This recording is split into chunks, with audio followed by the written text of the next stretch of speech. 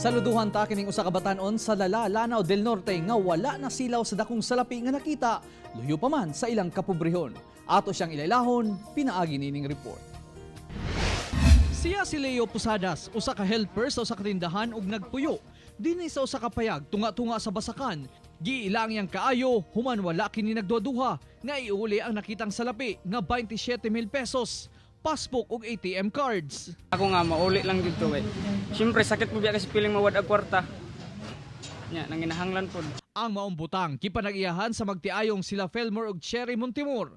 Importante kuno sa magtiayon ang maong salapi nga aksidenteng natagak nila sa dalan. Medyo lisod ang dalan din wala ko nahinumduman ako nga pag abot na ako dito dapit sa extreme, wala ra ako abot sa extreme pag dili na ko nawala na dito ang kwarta. Kuan say nangawala sa mua nga mga ATM, passbook, cash.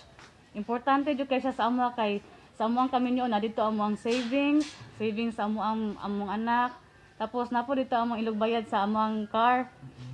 Mibilib ang netizen sa kaayo ni Leo kay luyo sa ilang kapobrehon, diin unom sila magsuon ug sa basakan nagtrabaho ang amahan niini. Wala kini nahaylo nga dili iuli ang nakitang kwarta.